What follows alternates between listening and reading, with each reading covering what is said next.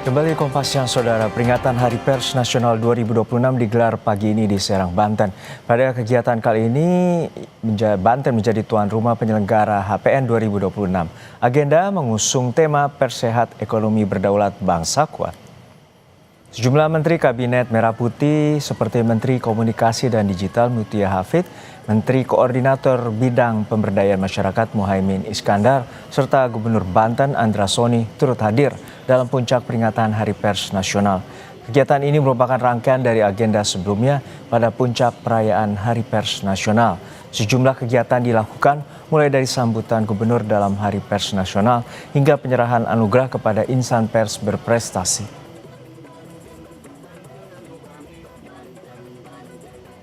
Menteri Koordinator Bidang Pemberdayaan Masyarakat Muhaimin Iskandar dalam pidatonya pada peringatan Hari Pers Nasional menyinggung peran krusial pers yang berorientasi pada manusia didorong untuk menjadi suluh peradaban dan motor perubahan untuk mencerdaskan bangsa. Jurnalisme yang berisikan verifikasi dan etika menjadi penentu bagi jurnalisme tidak kalah oleh algoritma hingga bisa melawan disinformasi dan menghalau berita bohong. Hari ini ketika setiap detik miliaran keputusan diambil oleh mesin, algoritma dan sistem kecerdasan artifisial, arah bangsa baik buruknya demokrasi tetap harus di tangan kualitas media dan pers kita. Jurnalisme tidak pernah netral dalam dampaknya. Ia menjadi suluh peradaban, menjadi motor perubahan, menjadi kekuatan yang membuka kabut yang membingungkan arah. Karena itu kepentingan bangsa tidak akan pernah lepas dari bagaimana pers bekerja, bagaimana pers menjaga nuraninya, dan bagaimana pers memaknai tanggung jawab sejarahnya. Hadirin sekalian, di tengah derasnya arus teknologi, kita harus jujur mengakui satu hal. Pers yang tidak berbasis pada kualitas dan mutu, yang hanya mengandalkan kecepatan dan kecanggihan AI akan kehilangan maknanya. Tanpa sentuhan manusia, jurnalisme berisiko kehilangan empati. Tanpa verifikasi dan etika, ia hanya dapat melahirkan berita-berita halusinasi. Dan tanpa keberpihakan pada kebenaran, ia akan menjauh dari publiknya sendiri. Disinilah peran krusial pers yang human-centered menjadi amatlah sangat penting. Rakyat tidak hanya membutuhkan informasi yang cepat, tetapi rakyat membutuhkan informasi akurat, jujur, dan membawa arah kebaikan. Oleh karena itu, kita perlu terus menegaskan, jurnalisme tidak boleh kalah oleh algoritma. Perkembangan AI dan teknologi digital tidak boleh menghisap nilai-nilai jurnalisme, apalagi merusak ekonomi media massa. Teknologi harus menjadi alat bantu, bukan pengganti nurani. Kekuatan pers sejatinya bersumber dari daya kritis yang konstruktif. Pers yang menjunjung tinggi kebenaran, keberimbangan, dan tanggung jawab publik.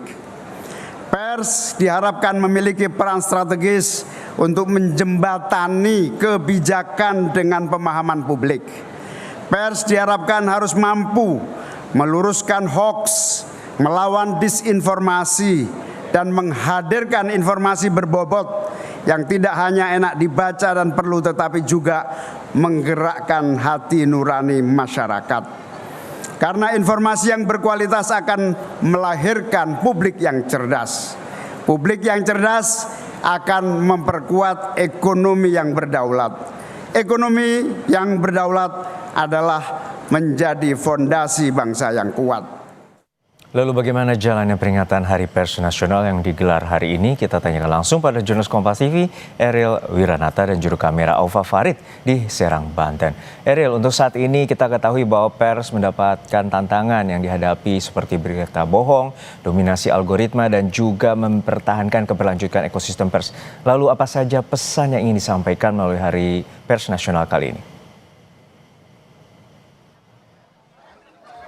Ya Juno, hari ini berlangsung dari Hari Pers Nasional yang berlangsung di Banten, yang dimana juga ini dihadiri dari ratusan insan pers yang hadir di Banten ini. Tidak hanya itu saja, melainkan juga dari Gubernur Banten, Andra Soni, lalu kemudian juga dari Menteri Kabinet Merah Putih ini hadir, yang dimana memberikan pesan, yang dimana dengan mengedepankan terkait dengan verifikasi dari berita tersebut. Dan mungkin saya akan tanya secara langsung kepada Gubernur Banten bagaimana dari menjalankan dari Hari Pers Nasional yang berada di Banten. Dan saat ini saya sudah bersama dengan Pak Andra Soni. Selamat siang, Pak. Selamat siang.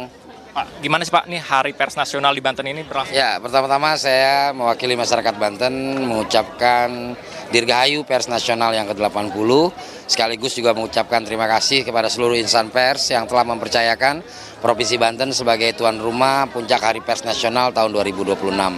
Bagi Provinsi Banten ini sebuah kehormatan. Kami diberi kesempatan untuk melayani insan pers seluruh Indonesia selama 1 minggu ini, dan tentu berdampak positif kepada masyarakat Banten baik dari sisi ekonomi maupun pengembangan pariwisata.